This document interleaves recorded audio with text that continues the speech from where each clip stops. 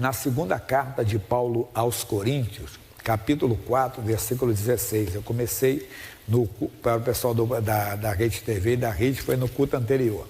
O pessoal daqui foi no domingo passado. Segunda aos Coríntios, capítulo 4, versículo 16. Por isso não desfalecemos, mas ainda que o nosso homem exterior se corrompa, o interior, contudo, se renova de dia em dia. É verdade. Todo mundo com o tempo vai envelhecendo, não é verdade? Eu brinco com as pessoas, quem não quer envelhecer? Morre cedo, não é verdade? Todo mundo vai provar o quê? Essa transformação do corpo. É normal. A idade vai chegando para todo mundo. Eu já tive, fui criança, fui jovem, adolescente, foi chegando. Hoje eu estou na idade que pelo menos o pessoal fala terceira idade, né? Já tem a carteirinha especial, né? Já não pago ônibus, já não pago metrô, né? Tenho esses privilégios todos. Mas ainda consigo correr, fazer exercício e tudo.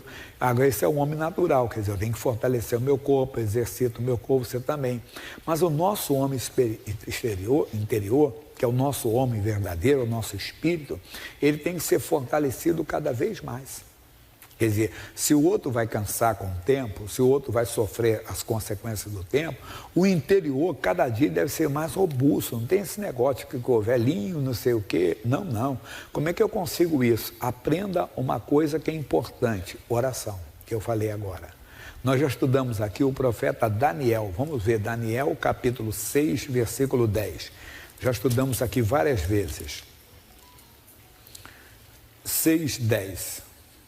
Ele diz, Daniel, quando soube que a escritura estava assinada, entrou em sua casa. Ora, havia no seu quarto janelas abertas da banda de Jerusalém. E 3 vezes no dia se punha de joelhos e orava, e dava graças diante do seu Deus, como também antes costumava fazer. Quer dizer, o Daniel tinha um costume de orar. Nós temos que aprender a ter esse costume de orar também. Nós temos que aprender esse costume de falar com Deus, não falar por falar, mas falar com uma certeza, com uma convicção, sempre lembrando que sem fé é impossível agradar a Deus. Está lá em Hebreus capítulo 11, versículo 6. Sempre falamos essa primeira parte, Hebreus capítulo 11, versículo 6. Ora, sem fé é impossível agradar-lhe. Agora diz, porque é necessário que aquele que se aproxima de Deus creia que Ele existe e é galardoador dos que o buscam. Quer dizer, tem que ter uma convicção que você está falando com Deus e Deus está te ouvindo, que Ele existe. Você não está, desculpa a expressão, jogando conversa fora, jogando no ar ou tentando. É uma lei da probabilidade. Pode ser, pode não, é certeza, é convicção. Eu estou falando, Ele está me ouvindo. Entenda? Por isso eu devo ter postura, devo ter ali diante dele referência, porque ele é Deus, então é importante. A oração é necessária. O próprio Senhor Jesus, Lucas capítulo 22. Então Daniel orava 3 vezes no dia. Aqui fala uma coisa que sempre me chama a atenção. Lucas 22, versículo 39. O que fala lá? Ele diz assim, e saindo, foi como costumava para o Monte das Oliveiras. Que ele costumava fazer o que lá? Orar. Passear não é errado, né? Às vezes tem pessoa, por exemplo, tem um costume de ir à praia, tomar banho, não é errado.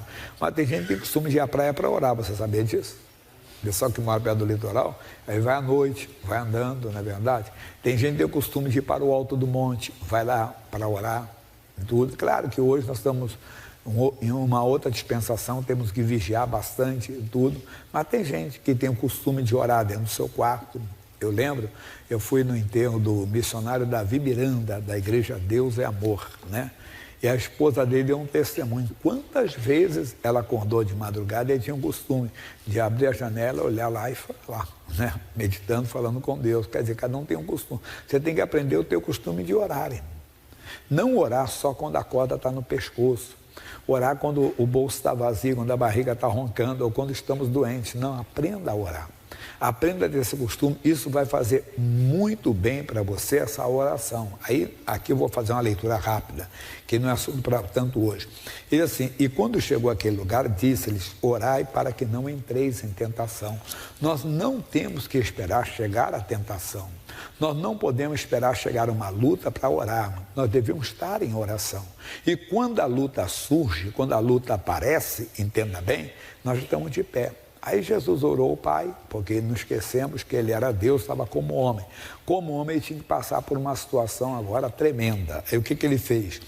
E apartou-se dele cerca de um tiro de pedra, mais ou menos 30 metros, e pondo-se de joelhos, orava dizendo, Pai, se queres, passa de mim este cálice, todavia não se faça a minha vontade, mas a tua. Na oração você vence a você mesmo. Às vezes você quer tomar uma decisão, entenda bem, mas Deus convence você a não tomar aquela decisão. Você quer fazer algo, Deus convence você a não fazer. Às vezes você não quer fazer, Deus convence você a fazer. Então, ali você é dirigido por Deus. E ele diz, e apareceu-lhe um anjo do céu que o confortava. E posto em agonia, orava mais intensamente. E o seu suor tornou-se em grandes gotas de sangue que corria até o chão. Que lição para nós. Quem ora nunca estará sozinho, irmão. Você não vê, mas o anjo do céu está ali te assistindo. Você tem o próprio Deus com você ali. E necessário for até legião de anjos, dependendo da luta que você está enfrentando. Deus é sábio, ele sabe o que ele mandar de socorro para você. Quando Eliseu estava cercado pelo exército do rei da Síria, Deus colocou um exército ao redor dele também. Coisa séria.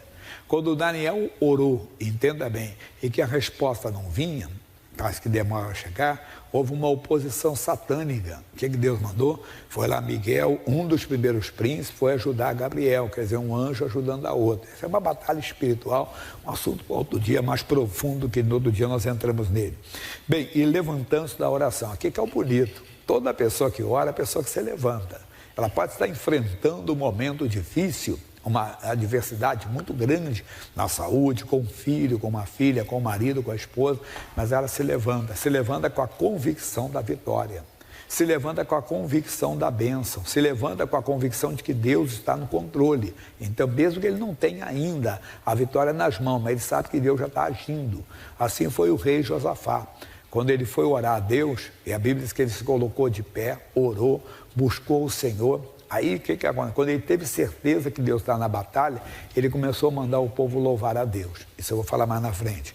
Aí ele diz assim, e foi ter com seus discípulos e achou-os dormindo de tristeza. Isso aqui já estudamos de maneira exaustiva. Pessoa que não ora é pessoa que se abate nas lutas. Pessoa que não ora, ela desanima, fica dormindo de tristeza. Pastor, já estou na igreja, sabe, estou desanimado, agora fui ao médico disse que eu estou, entenda bem, com um tumor, estou com uma doença, estou com não sei o quê, estou não sei, a aflição.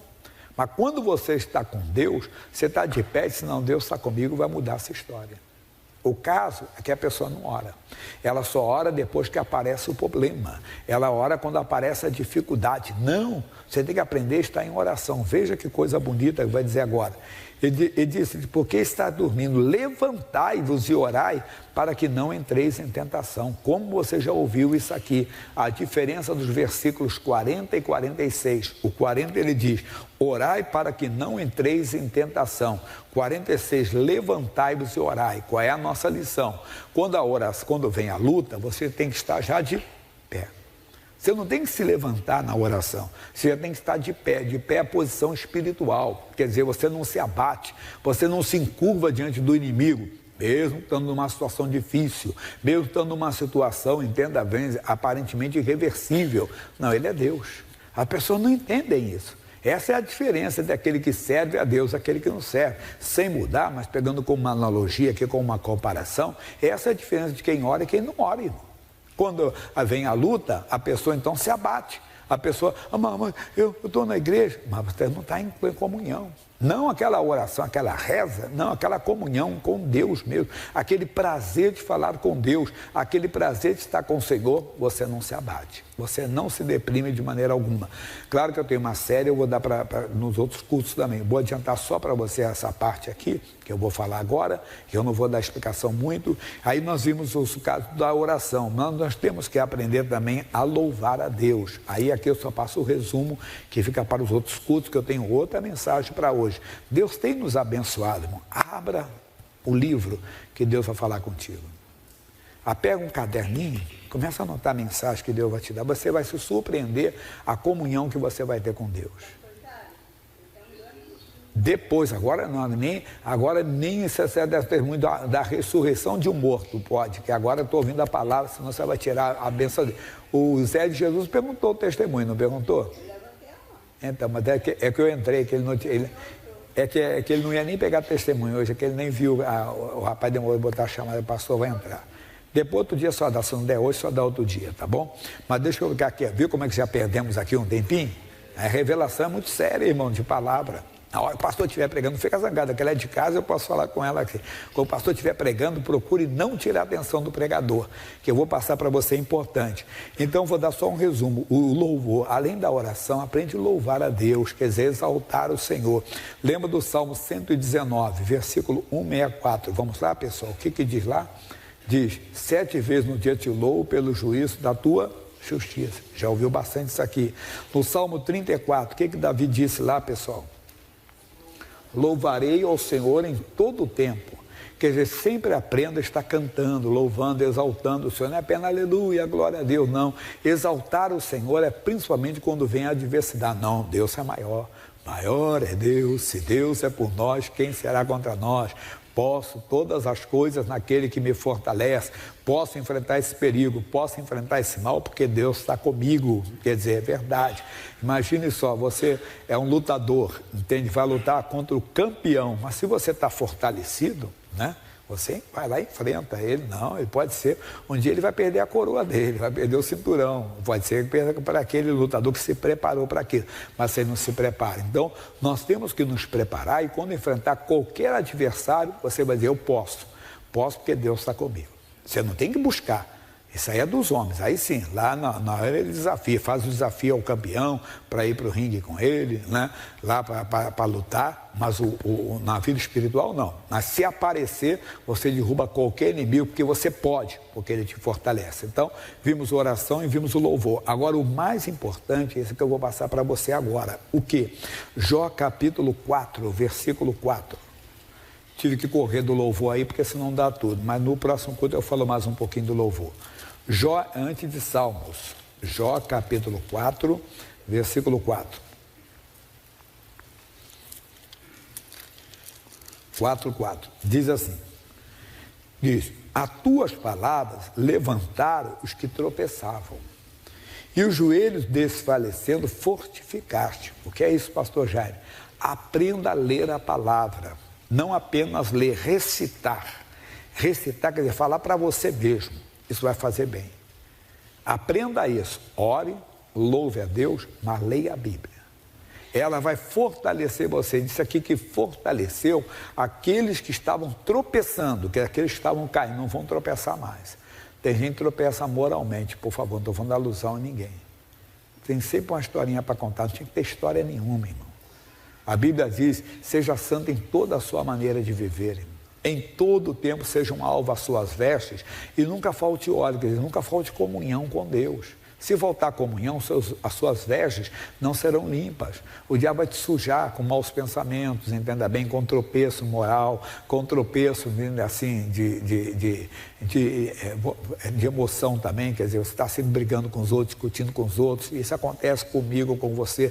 Às vezes não estamos vigiando, não estamos fortalecidos e por isso, de vez em quando, explodimos. Já ouviu alguém falar, chutamos o pau da barraca, não é? Mas por quê? Porque está faltando comunhão, irmão. Há uma unção, um fruto do Espírito chamado domínio próprio. O que é isso? É um fruto do Espírito. Como é que você consegue? Crescendo espiritualmente.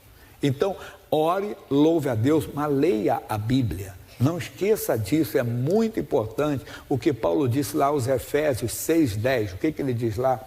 Ele diz assim, No demais, irmãos, fortalecei-vos no Senhor, na força do seu poder. Quer dizer, se fortaleça na palavra de Deus. O Evangelho, Romanos 1,16, é o poder de Deus.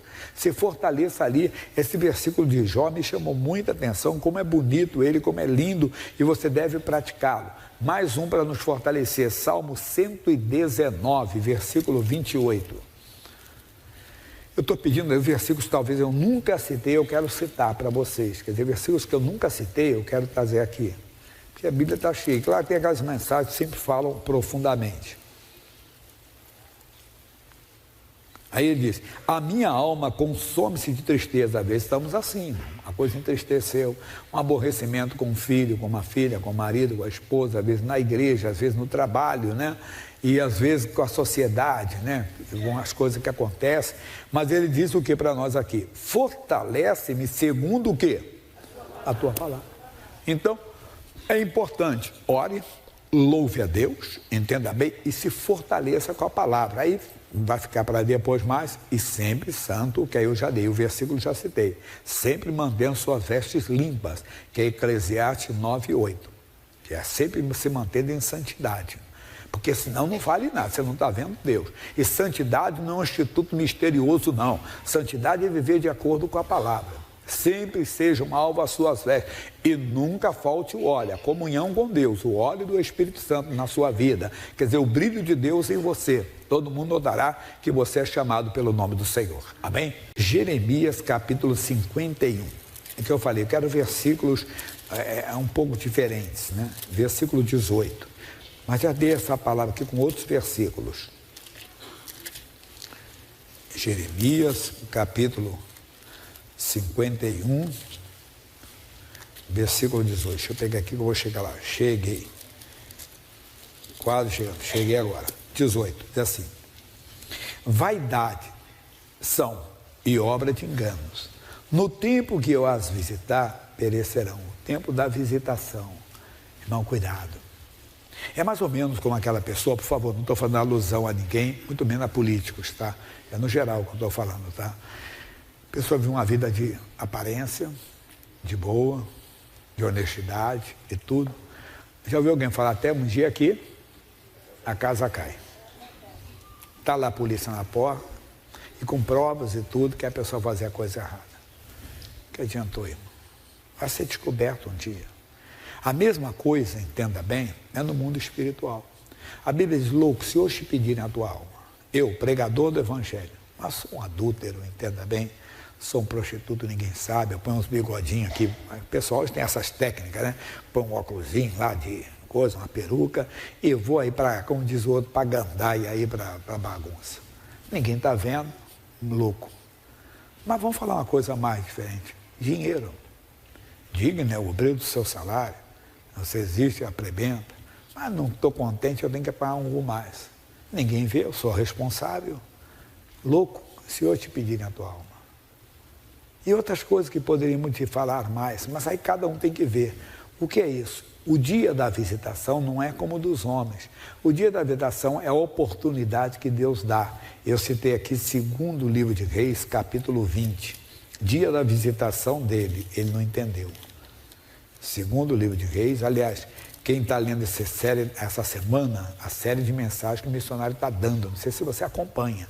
O pessoal que está lá na frente foi o dia 30 e o dia 1º, né?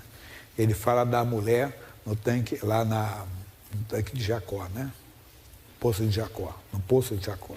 Capítulo 5 de 2º Reis, versículo 20. Então Geazi, moço de Eliseu, homem de Deus, disse, eis que meu senhor impediu esse ser Naamã, que da sua mão se desse alguma coisa do que trazia. Porém, tão certo como vive o Senhor, que hei de correr atrás dele e tomar dele alguma coisa. E foi. Ele foi atrás do Naamã, e o general, quando viu, desceu do carro. Epa, precisando de alguma coisa? Olha, general, o meu chefe lá, o Eliseu, o profeta, ele não quer nada não, nem eu quero também. Mas chegaram agora uns filhos dos profetas das montanhas de Efraim. Usando uma linguagem de hoje, chegou um pessoal pobre lá agora, um pessoal de comunidade, e o profeta disse assim, então dá para pegar só uma muda um talento de prata, que é equivalente a 58 quilos mais ou menos. alguns não dão diferença, mas eram algumas dezenas de quilos de prata. E o Naamã ficou tão feliz, porque ele tinha levado muita coisa para o Eliseu, porque ele foi curado da lepra e queria agradecer o Eliseu, dando muito dinheiro para ele, muito ouro. Ele disse, não quero nada, rapaz. Quem fez isso foi Deus, a ele toda a honra e toda a glória, e o Eliseu não aceitou nada dele. Mas aquele moço com ganância, eu vou tomar alguma coisa dele. Contou essa história. Aí o Naamã disse, não, leva 2. Ele fez um chaminho, não, um só basta, leva 2. Quase mais de 100 quilos de prata. Era tanta coisa que teve 2 moços ajudá-lo, entenda bem, a levar até a casa. Aí vamos pular, porque eu tenho que correr na mensagem. E diz assim, versículo 24. E chegando ele à altura, tomou das suas mãos e os depositou na casa e despediu aqueles homens e foram-se. Então ele entrou e pôs-se diante do seu senhor. E disse-lhe Eliseu, de onde vem Geás? É o tempo da visitação. Imagine, eu dei o exemplo para a igreja. Eu ontem à noite saí daqui, fui para casa, lógico, mas um exemplo que eu tivesse ido em algum lugar errado. Fazer alguma coisa errada. E você chegasse numa conversa informal, oi Jaime, tudo bem? Tudo bem? Ô Jaime, onde você foi ontem à noite? Onde você estava ontem à noite? Aí eu nervosinho, não te interessa. Mas que é isso, que estupidez, na verdade. Sinal que tem algo errado. Ontem à noite, rapaz, ontem eu fui para casa. Por quê? Não, porque eu vi uma pessoa parecida contigo. Não, eu tenho certeza que eu estava em casa. Pode parecer mesmo, que acontece, não é verdade? Eu vi uma pessoa parecida contigo, mas vamos que ele viu mesmo.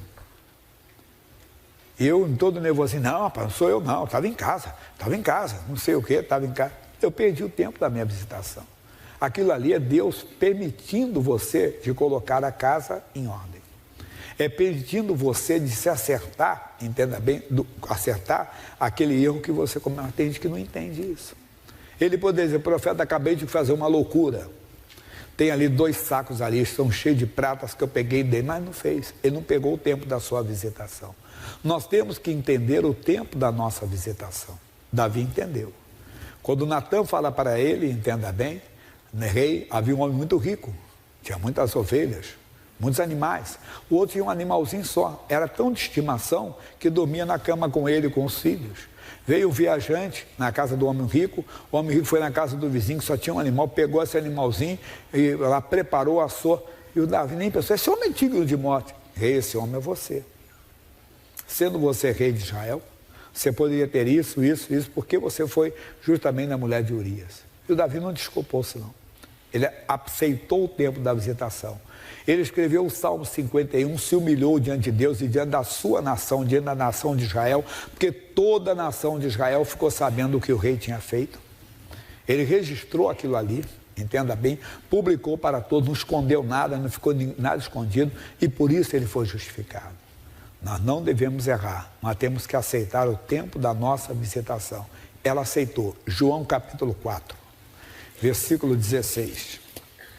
João 4, 16. Isso está hoje na internet. Hoje, dia 1º, né? Disse-lhe Jesus, vai, chama o teu marido e vem cá. A mulher respondeu e disse, não tenho marido. Disse-lhe Jesus, disseste bem, não tenho marido, porque tiveste 5 maridos e o que agora tens não é teu marido. Isso disseste com verdade. Aproveita. Não procura enrolar. Desculpa a expressão que nem usa. Não usa de roleixo com Deus, não. Deus sabe tudo. Ele falou bem, você falou certo. Esse não é teu marido, não. O que tu tem aí, o homem com quem você está vivendo não é teu marido. E tu já tiveste 5 maridos. Jesus não estava condenando aquela mulher, estava dando a oportunidade a ela de colocar a casa em ordem. E nós temos essa oportunidade, que erramos, não devemos errar, mas a palavra vem. Algum ponto da nossa vida, às vezes não é pecado, vamos dizer assim, é doloso, ou quer dizer, um erro doloso que você está intencional. Você acha que não tem problema algum e você acaba ouvindo uma mensagem que vem e fala no seu coração. Aproveite o tempo da visitação. O que essa mulher fez? Ela fez aqui, ó, Provérbios, capítulo 12, versículo 17. Isso aqui é muito forte, né? Capítulo 12, versículo 17. O que diz a verdade manifesta a justiça. Não importa quão dolorida seja a verdade, que vai machucar outros, que vai escandalizar alguém, mas vai te salvar. O tempo da visitação, não é você de orelhada, não. É o tempo da visitação. O tempo em que uma conversa vai ser citada é que Deus vai dirigir, Deus vai dar a oportunidade de você colocar a casa em ordem. Digo, não é você chegar, ouvir essa mensagem, chegar, esposa, eu quero falar para você que eu já traí você 30 vezes, ela, pum, morre. Não, é uma conversa. A oportunidade vai surgir, as oportunidades vão aparecer. É o tempo da visitação que nós temos que ficar atentos, quando Deus fala, para colocar tudo certinho. Como um homem que fez durante anos, você já ouviu o testemunho, ele foi gerente de uma empresa, era um cargo de confiança, e ele conseguiu, foi crescendo na empresa, tornou um gerente lá, o administrador, e um dia ele ouviu uma palavra como esta, e ele procurou a dona da empresa. Fez uma confissão, levou a chave do apartamento, tudo lá, queria entregar esse apartamento para a empresa. O que houve? Olha, tanto seus pais, agora era uma jovem, uma moça que administrava, que era dona. Eu trabalhei com seus pais, trabalhei com ele, e a vida toda eu sempre guardei um pouquinho, sempre peguei um pouco mais, e com esse pouco mais eu construí uma casa. Eu achava que eu não era bobo, mas hoje eu sou um cristão, estou seguindo ao Deus verdadeiro, estou seguindo a Jesus, que é a verdade, e a palavra de Deus falou comigo. E eu queria entregar essa casa. Isso vai me levar para a prisão, chamar a polícia, quiser, eu estou aqui em confissão, mas eu não posso ficar com isso. Ela olhou e falou assim, não, agora... E pedindo a demissão da empresa. Disse, não, agora eu quero que você fique. Agora que eu quero que você fique, que agora você é verdadeiro. Quanto à casa, eu vou deixar. Senão eu não sou digno de ficar com essa casa. Aí depois de uma discussão, numa boa discussão, ela fez assim, então tem uma ONG que nós ajudamos, você vai ajudar todos os meses, você faz uma doação lá, como se fosse devolver o dinheiro. Enquanto você viver, você vai dando uma ajuda e resolver o caso. Quem fala a verdade manifesta a justiça. É o tempo da visitação. É uma palavra que vem. E Deus, para quê? Para você colocar a casa em ordem e você ver muito mais. Pode ter certeza. Porém, ao contrário, versículo 28, capítulo 28, desculpe, versículo 13. O que encobre livrar daquele peso, ele não vai conseguir competir com os outros, ele não vai conseguir correr. Como é que vai correr? Imagine a São Silvestre. Não é verdade? Você vê na São Silvestre, eles passam aqui na porta da igreja, passa o cara vestido de Batman. Ele não quer ganhar, ele quer ganhar a corrida. Não, ele está de brincadeira ali, né? Outra vez cheio de coisa na cabeça, ele não quer ganhar nada. O que vai, ele se preparou para aquilo. Irmão, tira o peso. Mas o que as confessa e deixa, alcançará misericórdia. Por favor, não estou jogando verde para colher madura. Quantas vezes eu prego e a mensagem vem para mim também, para você. Que Deus fale mais contigo.